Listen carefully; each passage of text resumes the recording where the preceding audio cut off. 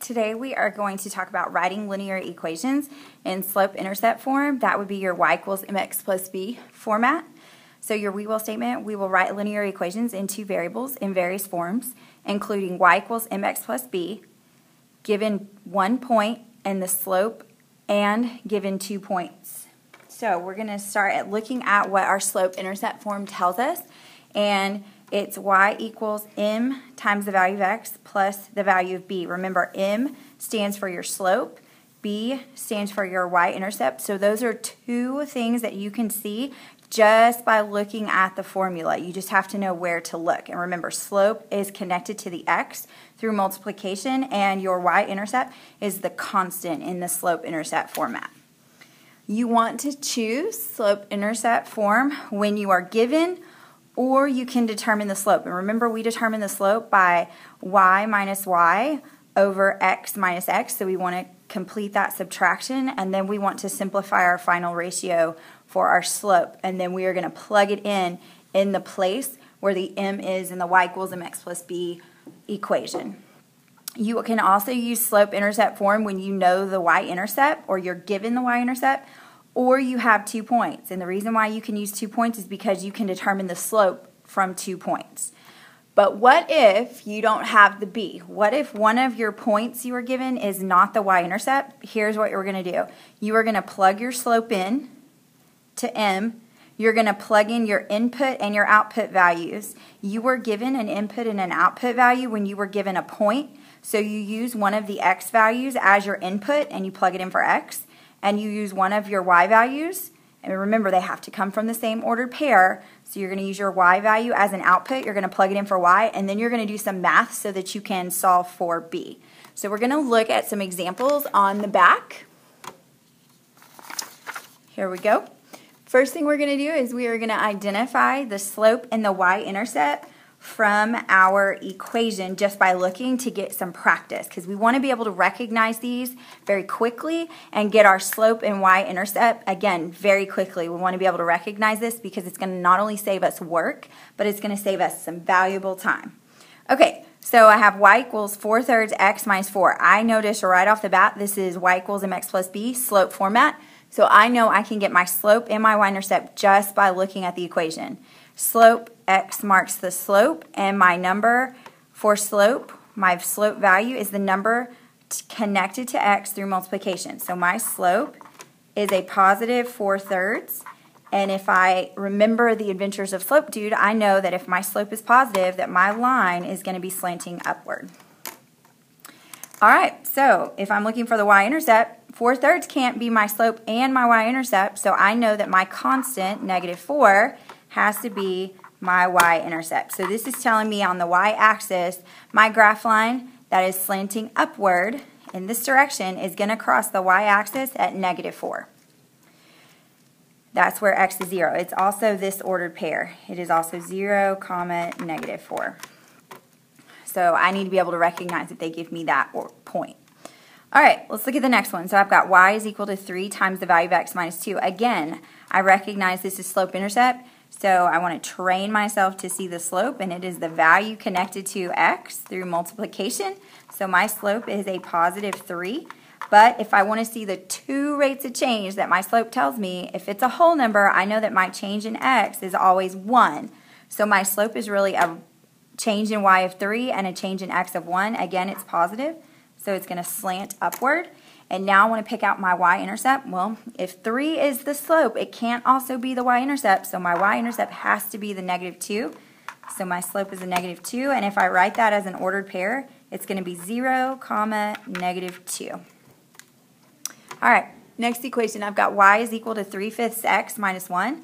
Again, I want to identify the slope, so I'm going to find my x. X marks the slope, and the slope is the value connected to x through multiplication. So my slope is a positive 3/5. So I have a change in x of 5 and a change in y of 3. And it's positive, so that tells me that my line is slanting upward. And now I want to pick out my y-intercept. So it is the value that is not connected to the x. It's the constant. So my y-intercept is a -1, which means I can write that as an ordered pair, 0, -1. Because remember, the x value is always 0 for a y-intercept. And now for my last equation. Again, I recognize it's in slope y equals mx plus b, slope-intercept format. So I want to find my x. And I don't see a number connected through to x. So what is this negative sign? What is that really communicating to me as a value? Hopefully you are seeing that as a -1. And that is my slope. My slope is a -1. But remember, I want to communicate two rates of change. This is only telling me my change in y. So to make it a fraction, I have to put it over 1. So my change in y is a 1, my change in x is a 1, and my slope value is negative, which tells me that my line is slanting downward. Now I want to find my y-intercept. It can't be the -1 because we've already said that is the slope, so it has to be the +2 because that is the constant in my equation. So my y-intercept is 2, which means that is the ordered pair 0, 2. So remember, your y-intercept is the constant.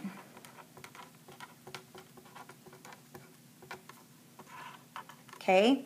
The slope, x marks the slope.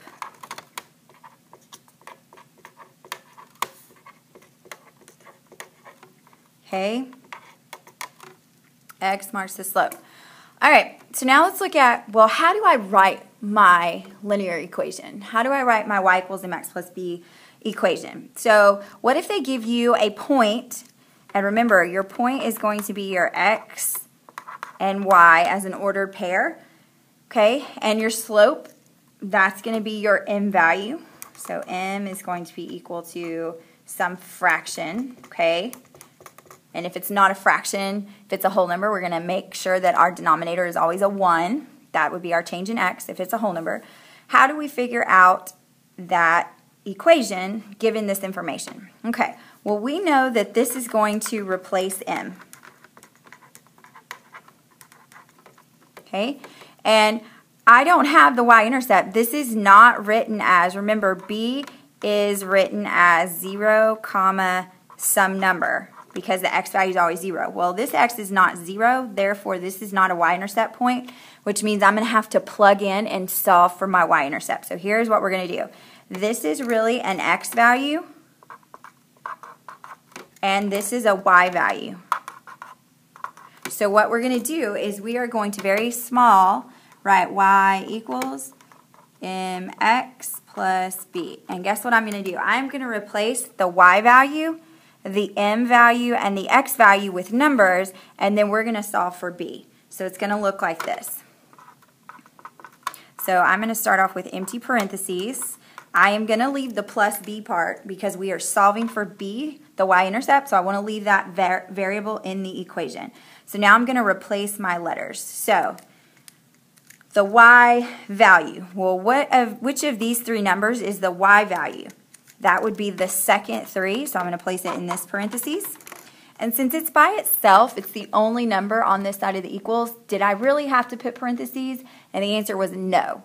So you may see me leave this parentheses off the y, but I will keep the parentheses around the other values. Okay, slope. What's our slope value? 2. So I'm going to plug in a 2 for m, and now I've got to replace my x value. What's my x value? It's a 3. And now we're going to solve for b. So I've got 3 equals, well, what's 2 times 3? 6 plus b. Now I'm going to go ahead and make my b's capital because they kind of look like 6's, so you don't get confused. All right, well, to solve for b, I have to move the 6 to the other side, so I'm going to take away 6, which is going to make 0. And then what is 3 minus 6? It is -3. That is equal to my y-intercept. So my y-intercept is the ordered pair 0, -3. Okay, well, to write a slope-intercept equation, I need the slope, check, it's 2, and I need the y-intercept, it's a -3. So now I'm going to put this together in y equals mx plus b format. So my equation, when I plug in my slope for m and I plug in my y-intercept for b, my final slope-intercept equation is going to be y equals 2 times the value of x, and since this is minus, it's telling me subtraction, -3. And that is my slope-intercept equation. This is the equation that has a slope of 2 and a y-intercept of -3. All right, let's try another one. So they've given me the -3, 3, and a slope of -1/3. So again, I'm going to replace m with this. Replace m. And then I notice this is an x value, and this is a y value. And I want to look at those x and y values because if I see that my x value is 0, I know that this ordered pair is my y-intercept and I don't have as much work to do. But since it's not a 0, this is not a y-intercept, so I'm going to have to do the exact same thing we did over here. I'm going to have to solve for my y-intercept. So again, I'm going to put y equals mx plus b, very small, and I'm going to make my empty parentheses for my m and my x. And again, I don't need parentheses for the y because it's the only value on this side of the equals, so I don't need parentheses around it. And I'm going to capitalize my b just so it doesn't look like a 6. All right, I'm going to start replacing. So my y value is a +3. My m value is a -1/3. Again, do not worry if your slope is a fraction, you have a calculator to multiply. And my x value is a -3. Don't leave off your signs. Okay, so now we're going to multiply. So I've got 3 equals, so I've got a -1/3 times a -3, which is going to give me a +1 plus b. And now I'm going to subtract 1 from both sides so that I can solve for b. So it's very easy. You're going to multiply first, and then you're going to either add or subtract this value to move it to the other side. And 3 minus 1 is really 2, and that is equal to my y-intercept. So my y-intercept is the point 0, 2.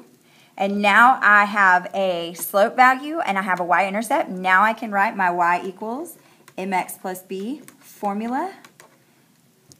So I know my equation for my slope-intercept. So I'm going to have y equals, plug in my slope, which is a -1/3, times the value of x. And then my y-intercept is a +2, so that tells me that I am adding 2. And there is my slope-intercept equation. And this line has a slope of -1/3 and it has a y-intercept of 2. And I got that from this point and this slope. All right, let's look at what happens if they don't give me the slope. What if they give me 2 points? Well, I'm going to do the same thing. I'm going to look at my information. I know that this is an x value, and I know this value is an x value. I know this is a y value, and this is a y value as well. Well, if I need the slope to plug into y equals mx plus b, and I don't know the slope value, I can find it. I can use my slope formula. So I can do y minus y over x minus x.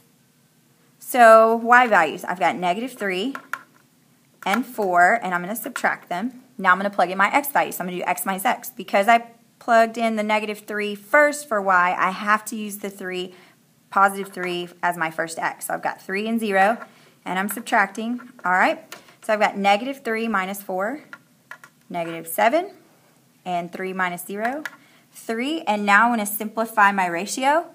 So get your calculators out, and you're going to type in your ratio, and you're going to see if it simplifies, and it does not. So I know that my slope is -7/3. All right, so now I want to see if one of these points is a y-intercept. Now remember, x has to be what value to be y-intercept? Hopefully you were thinking or said 0. Are any of my x values 0? Well, that one's not. Oh, there's a 0. So this point, 0, 4, is a y-intercept. Do I have to solve for b, or did they give me the b value? Hopefully you recognize they gave you the b value. B is equal to 4.